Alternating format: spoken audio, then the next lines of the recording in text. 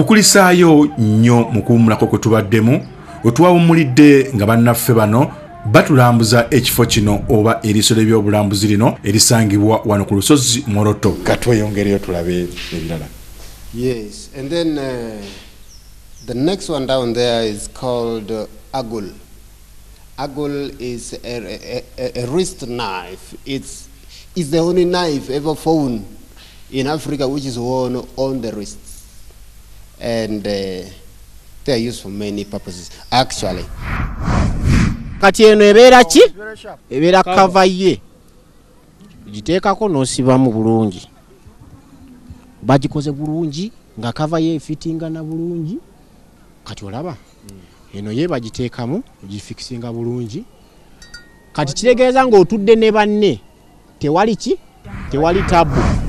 Bagikozesa ng'ogenza okulumba ng'olaba nti no abantu kati bajjako osobola okujjako okiraba neesala ogiraba olaba kati oba emundu tekyalina amasasi biweddemu naye nga oli ayagala kutta ku mikono gwe just okozesa eno n'omusala wano wonna eringa nga girita nga woogiraba eringa nga girita gisobola nagikwatako kati oli yakusala busazi kikolako kati awo n'ofa tewali n'ennyama bagikozesamu okugiriiramu bagiriiramu nnyama osalamu pieces z'ennyama n'olya tewali tabu kati wano yakambeko kali wano buli kimu kiri wano. The agul bakugamba nti wano engeri gye babeera n'amafumu n'obusaale oluusi n'emmundu singa aba agudde mu mulabe obudde bwonna omulabe oyo najja amusinza amaanyi n'amuggyako emmundu oba effumu lye oba akasaale ke waddembe okugjayo ekyokulwanyisa kyekyo nabanga yeetaasa obudde bwonna gwe abatakimanyi. Sinakindi bw'aba afunye ensolo ye ey'okusala era kimuyamba nnyo okusala ennyama ye n'asigala nga akyagenda mu maaso n'ekyamututte okukola. Bagamba nti nno okwerinda tebuba buti bw'atyo bw'alabika obudde bwonna okuba nti yeetegese okulwanyisa omulabe yenna aba amulumbye singa amusanga ng'emmundu etagiina oba akasaale ke oba effumu lye. Ekyokulwanyisa ekyamangu ennyo ate ekyanguwa kyasobola okweyambisa. Is covered by 2 layers of skin. The outer skin there covers the sharp edge, and then the inner skin covers the rough edge, which protects the metal from, protects the skin of man from corrosion of the metal. Now, when you find a Karamojong wearing the agul with the outer edge still covered with skin, then there is peace. Okay. But the moment the outer skin is removed, then there is either peace or war, because peace can mean hitting meat, cutting the meat with the agul or something, then war means real fighting. It's called ekicholong. Ekicholong is the only sitting material ever available in traditional African, Karamojong culture for a man. Women are not supposed to sit on ekicholong. Kati omuntu yabeera nga yeebakamu otulolwe nga yeebakamu nga tewali tabu okiraba kati ebeera piro ekiro kyonna talina buzibu eno piro abeera awake bo tebeebaka nga bano oteekamu omutwe wansi oteekamu obeera ng'oli alert obudde bwonna kati nga under the tree ng'obudde bukyali otudde nga wali nga tewali tabu oba ente ziri awo obeera ng'otuddemuko ng'oyeebase bw'abata omukyala ng'akola ki omukyala naye asobola okukola ekintu ekyo abakyala tebagikozesa abasajja bokka kubanga ng'ogenda wabweru oba ogenda kulunda ente naye nga tolina piro tosobola oteekamu omutwe gwo wansi n'okozesamu eno nga piro oba okoyemu waliwo ka meeting kati ojjamu n'otuulamu kati awo n'ogiteekamu wansi kati awo n'otuula kati ne munyumya kati ng'omala kunyumya oba owulire okooye awo kati n'ogivaako noyebaka. Bagikolanga eri flexible eri light tezitowa nnyo. Amanya nze bampita Adiaka Matthew Ekonekatwar. Ekonekatwar kitegeeza mukwano wa shepherd, shepherd's friend.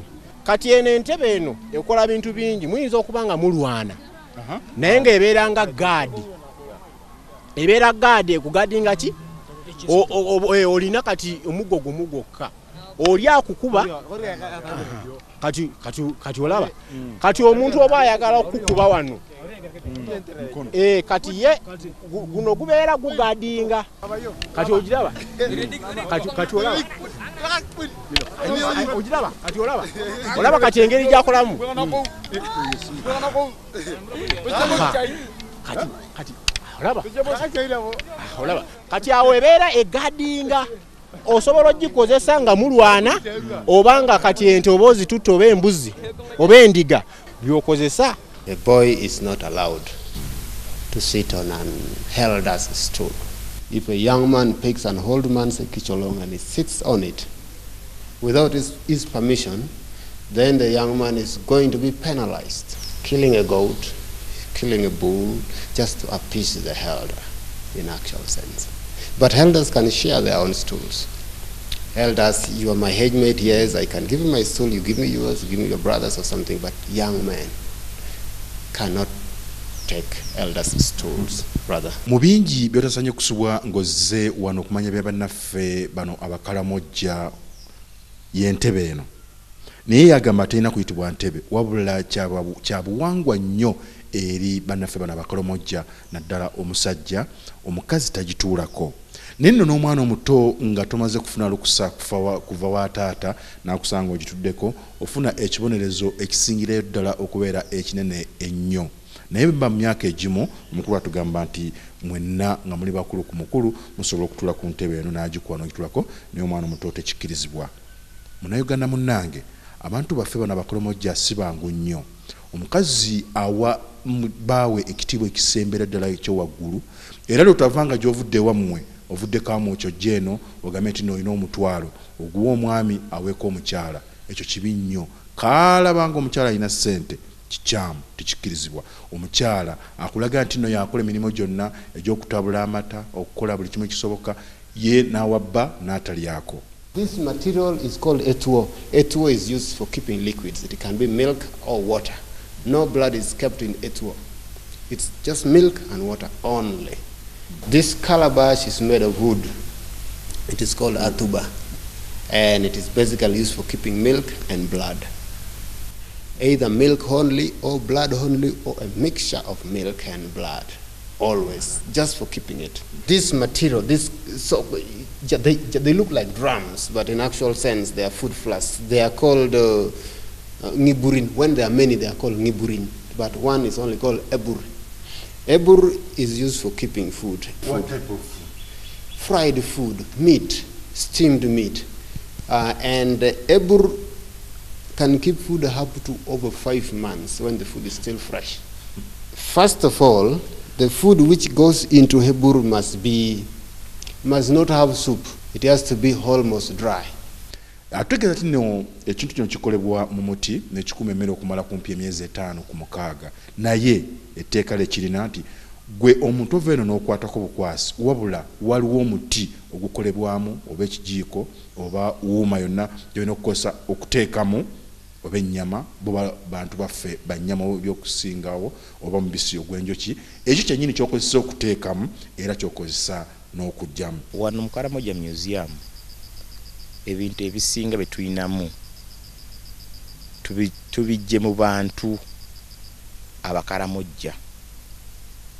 Abantu tugenda mu bantu n'omusaba ya ekintu kye badde bakozesa ewaka oba kye bali bakozesa ewaka n'akikuwa tugambe ng'akatebe oba kasituulu oba ekijiiko oba eddiba ly'ente eringa sikaati ey'omukyala gy'ayambala oba kyenandiise obukomo obw'omubulago obw'omukono obw'amatu tugenda mu bantu ne batuwa ebintu ebyo. Wetuuse kati ndaba ebimu ku byafaayo by'omukalamojja. The picture here is a picture of a karamojong, a real karamojong. And yes, tall of course, over 6 feet. And they call him a warrior. Maybe warrior comes from war, maybe from a fighter and all that. And they call him warrior for one specific sign on him, the tattoos. He has got the tattoos on his chest. And in Karamoja, every tattoo cut on your skin below the neck represents one person you have killed. Tattoos on the faces are basically for beauty, and it is mostly done by women.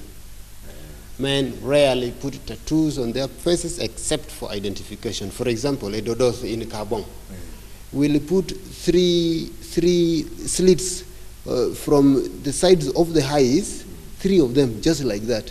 And those are dodoth from Kabong. And it will be for identification, especially for women, for men.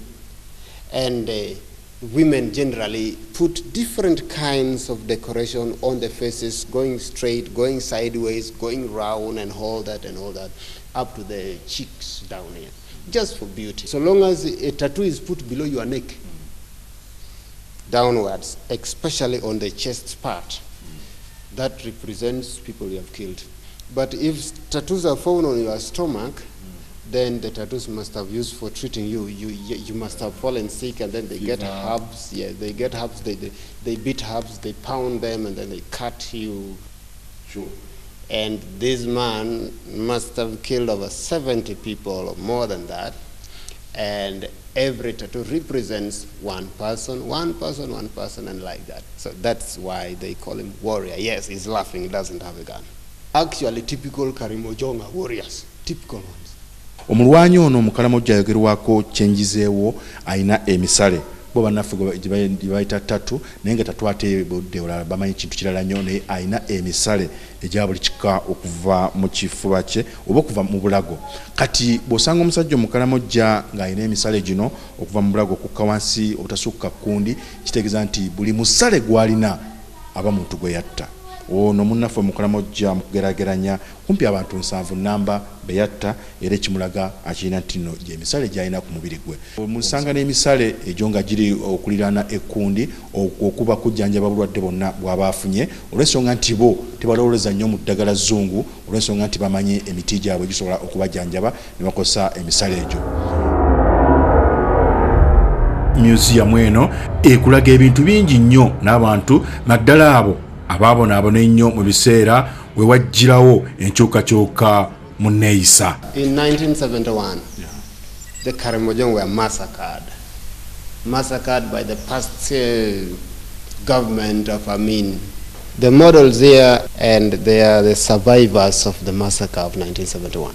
They are still alive. I had to go to Napak. There are over 200 survivors who are still alive right now. Nkwebaza okuba nga tutambudde ffenna olunaku olwaleero.